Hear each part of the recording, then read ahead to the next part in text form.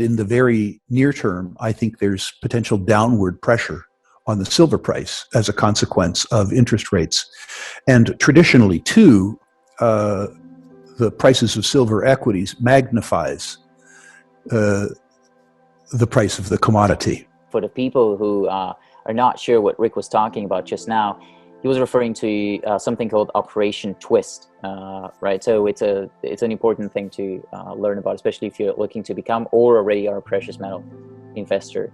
And I share the same opinion with you, Rick, and we'll definitely get more into the silver part in a minute. But I was also thinking it's important to address, maybe it's important to address something else before that. You'll tell me if it is or not, but I feel like I don't see enough diversification to my liking, specifically with people who are interested in commodities, and even more specifically in those who are specifically interested in precious metals. Like, it feels that people who start learning about commodities and precious metals, they would go maybe like 95% into precious metals, maybe like divided by 75% stocks and 20% physical precious metals. So I was wondering, whether my approach might be wrong here, because I actually diversify between the four main asset classes. I like diversification. I also diversify within the asset classes. So Rick, I wanted to get your opinion. What do you think about diversification, and how do you think it should be done here? I agree with you completely. Warren Buffett says, place all thine eggs in one basket and watch that basket very carefully. But Mr. Buffett has skills beyond the skills that most mortals have. I believe in a market where precious metals and natural resources are out of favor, which they aren't now. In a bear market, I believe that you can allocate as much as 40% of your portfolio to precious metals and natural resources, and you scale down the proportion of your portfolio involved in natural resources and precious metals inversely with their popularity in the market. We've talked before about what is, from my point of view, the necessity of maintaining more liquidity than one normally would right now. It's painful to do it because the liquidity that you maintain in conventional short-term savings accounts pays you a negative real yield, which is to say it costs you purchasing power every month that you maintain the liquidity. If you look at the negative yield, what you understand is that you're paying an options premium, in effect. Having the cash, having the short-term liquidity, if we experience a liquidity decline in capital markets, a 2008 style decline, which I'm not saying we will, but I'm saying we could. Having cash then gives you certainly the tools and hopefully the courage to take advantage of that decline rather than being taken advantage of by the decline.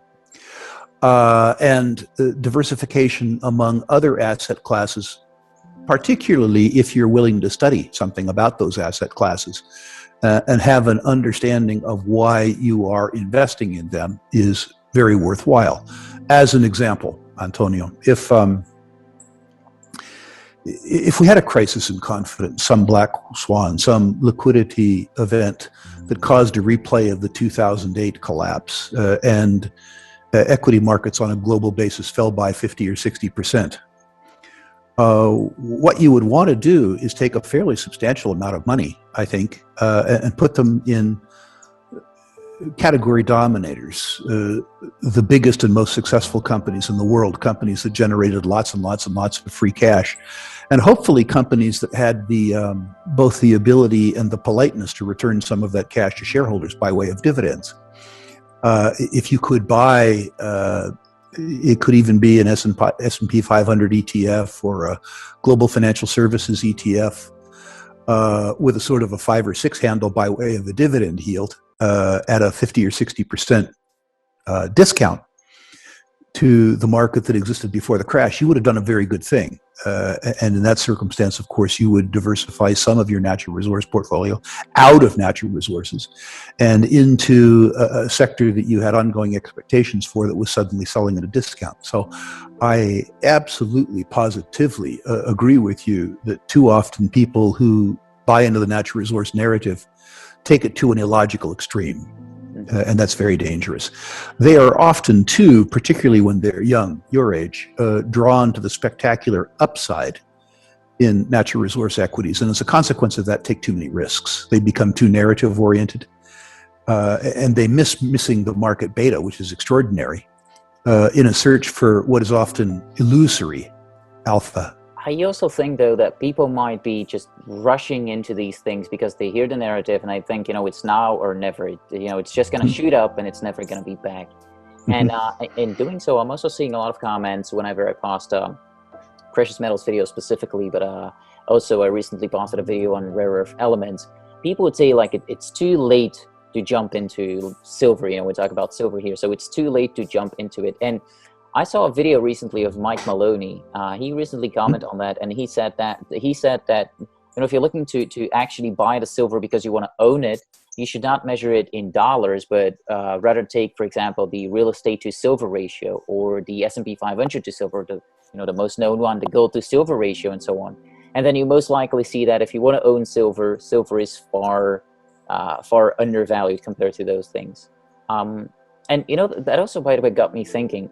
I also have a question on here from a member of the private community on Discord. I recently read a report about JP Morgan increasing its silver stockpiles, and apparently they've been doing that for the last couple of years. So, Rick, I was wondering, do you think that institutions see the positive sentiment in long-term silver, and that, for example, banks like JP Morgan are now increasingly buying physical silver purely for the speculation? Or do you think that they are also preparing to deliver in short contracts? I can't comment on their intention with regard to delivering on short contracts. What I can tell you, having worked in some very large financial institutions in my life, they are not speculators. What's most important at any large financial services firm isn't even shareholder return. It's quarterly cash bonus for senior executives.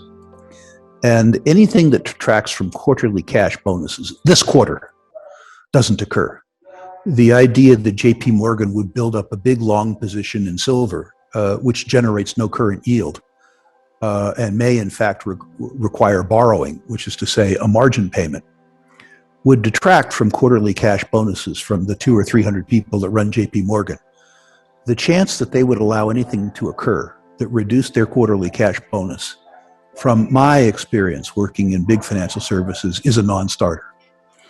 So I'll leave you with that. I know that JP Morgan is believed by many people in the silver business to be the sort of dark archangel, which I think overstates their competence and misunderstands their intent. Their intent, at least the manager's intent, is to pay their shareholders a reasonable return on capital employed while they capture as much of the wealth as possible through quarterly cash bonuses.